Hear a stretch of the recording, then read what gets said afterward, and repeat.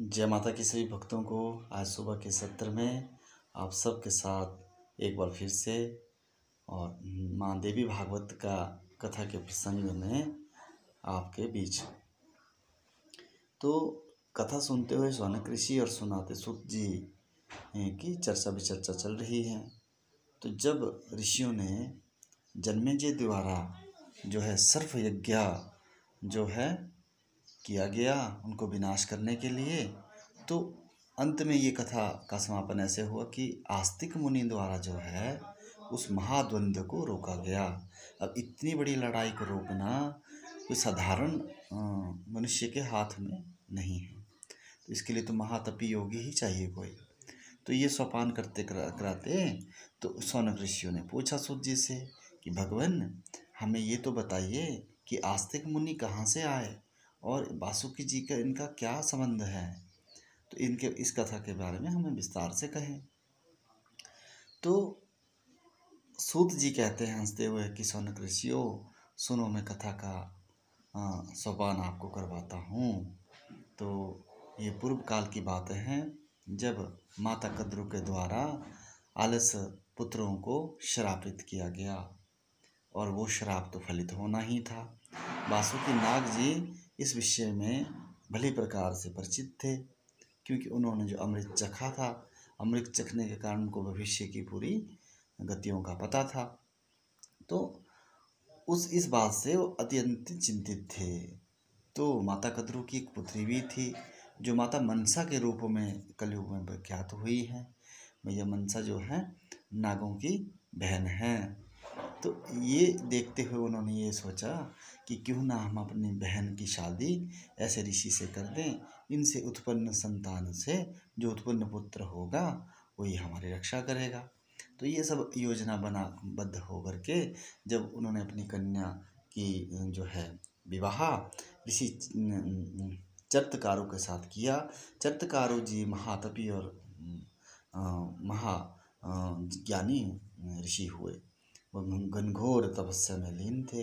तो जब अपनी बहन को लेकर के वासुकी जी उनके पास गए तो उनसे आग्रह किया कि प्रभु मैं आपकी सेवा में अपनी बहन को रखना चाहता हूँ। तो ऋषि जो जगत चारु के साथ जो उनकी जो शर्तें हुई वो इस पे हुई कि भविष्य में अगर मेरी आज्ञा का उल्लंघन हुआ तो मैं तेरी बहन का त्याग कर दूंगा।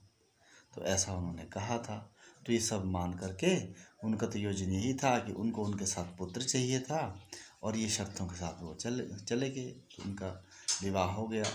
अब जो है नाग कन्या रोज उनकी सेवा करती, सेवा सत्कार करती, पति रूप में उन्हें बांधती और उनकी पूजा अर्चना करती, उनकी पूजा में उनके अग्निहोत्र में उनका साथ देती। तो ऐसा दिन रात जो है चला हुआ था। काफ़ी समय बीतने के बाद जो है वो गर्भवती हुई और एक दिन ऋषि जो है घनघोर निंद्रा में सोए हुए थे। अब ऋषि को उठाऊं, पूजा का समय हो रहा है, सूर्यास्त होने वाला है, अग्निहोत्र का समय है, अगर अग्निहोत्र ना करें तो पापी हो जाएंगे, है ना।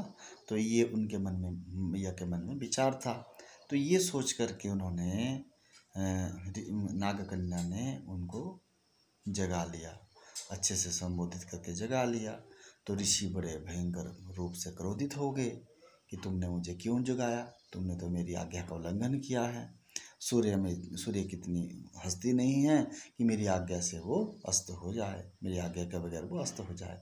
तो ये ऋषि उनके साथ विचार विमर्श करे। तो वो बड़ा आग्रह करती है, ऋषिवर मैंने तो ये आपकी भलाई के लिए ही किया, लेकिन उन्होंने एक नहीं मानी। तो वो उनसे सारी बात करते हैं कि अभी तो मैं जवान हूँ और मेरा कोई पुत्र भी नहीं है। तो ऋषि कहते हैं कि मेरे मुख से निकली हुई वाणी वापस नहीं हो सकती, मैं तुम्हारा परित्याग करूँगा, किंतु तुम्हारे गर्भ में जो है मेरा अंश जो है दिव्य प्रकाश लेकर प्रकाशित होगा, वो एक बड़ा मुनि के रूप में जगत में विख्यात होगा। तो ऐसे बात देते हुए वहाँ जाते हैं। तो वो वैसे ही वहाँ से त्याग करके, उसका परित्याग करके ऋषि वन में जाते हैं और नागकन्या जो है अपने भाई के पास, वासुकी के पास लौट आती है। उनसे सारा वृत्तांत कहती हैं कि भैया मेरे साथ ऐसी ऐसी बातें हुई। तो वो भी चिंतित होते हैं, लेकिन उसके गर्भ में जो बच्चा पल रहा था तो उसका वहीं ही फिर पालन पोषण होता है, वहीं उनकी दीक्षा शिक्षा होती है। तो वो बाल ब्रह्मचारी थे, तो इतने ज्ञानी कि जिन्होंने अपने पितरों की मुक्ति करवा दी। तो ऐसे ऐसे पुत्र का होना तो बड़ा सौभाग्य की बात होती है। तो इसीलिए कभी भी अगर किसी को भी नागों से भय हो तो आस्तिक मुनि का नाम ले।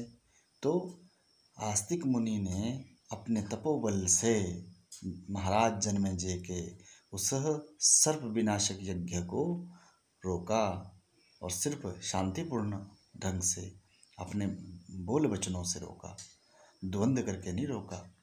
और करुणामयी बातों से उनके ऊपर इतना प्रभाव डाला, उनके मुखमंडल पे जो तेज था उस तेज से जो है सब लोग प्रभावित हुए कि मुनि जो है किस तरह से ये जो बातें कर रहे हैं इनकी बातें सत्य लग रही है। तो जब माँ भुवनेश्वरी की कृपा जगत में हो तो मुखमंडल पे तेज और चेहरे पे हंसी अपने आप सहज ही हो जाती है। मनुष्य अज्ञानी से ज्ञानी हो जाता है। तो ऐसी मैया का तो संसार है। मैया ने जो लीला रच रही हैं वो निरंतर चल रही है। तो उनके ऊपर भी मैया की लीला चली थी, निरंतर चली थी।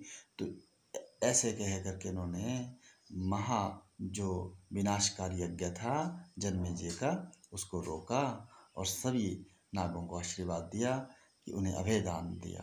तो इसलिए नागों ने उनको जो है नागों के वो भांजे हुए।